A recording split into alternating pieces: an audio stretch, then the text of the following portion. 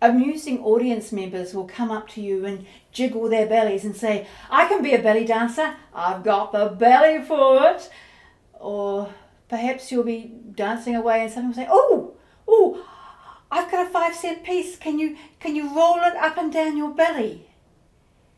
So how much belly is there actually in belly dance?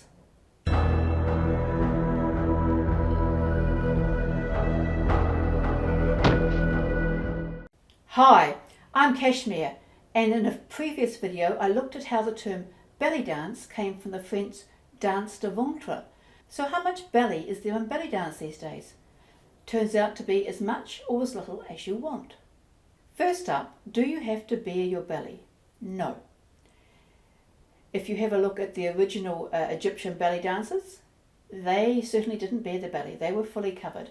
In fact, even the wooled nail were actually covered. And it shows you how amazing their belly work was to actually show through all that fabric. In my class, most of my students don't bare their bellies. They can if they want to, but it's not a requirement. In performance, it can be a little bit more tricky.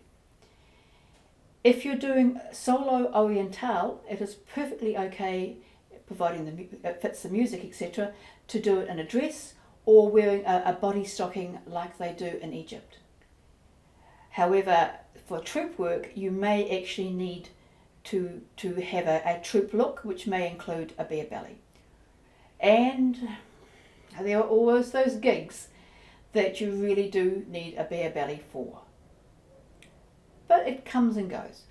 On the other side of the coin, if you're actually doing any of the Middle Eastern folk styles, covered is the norm. Some people say, how can you see belly work in a dress? Well, like I said, the wooled nail, you could actually see it through huge dresses. But generally speaking, if you're going to do a lot of belly work, you have a fitted dress because you're quite tight. But more to the point, it's not the belly, it's the hips.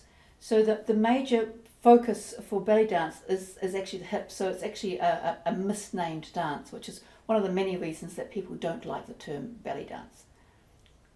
But in the US and in many of the styles that come off from there, they do take the term belly dance literally, and you'll actually see quite a bit of belly work in some styles of the dance. So you'll see rolls, which is where you actually segment your rectus abdominis and actually put them in one after the other, so you get a wavy movement. Sometimes it's layered on top of an undulation. The undulation comes back through the bones and the vertebra, so you've actually got two movements together. And you also get flutters, where the diaphragm comes in and out really, really quickly. Then we wind it through to 1963. We have Helena Valois, who was working, a Greek dancer working in the States, and her trick was to actually roll coins, and she can do some quite incredible feats of control. You can ask whether or not it's belly dance, that's another question, but this is something that a belly dancer does, and often you'll be asked to do this. You don't have to be able to do this, and you can still be a belly dancer. But when you look at a belly dancer, you will often see movement in the belly, even if the belly itself is not being deliberately moved in time to the music. And there can be a couple of reasons for this. One is reverb, the reverberation where you're actually making another movement and your belly is jigging along. So your belly has to be completely relaxed for this to happen. You get the same effect on the glutes and the thighs if you're doing a true shimmy. They're relaxed, you're moving, everything jiggles along. But the other thing is that sometimes the belly is actually used to generate the movement.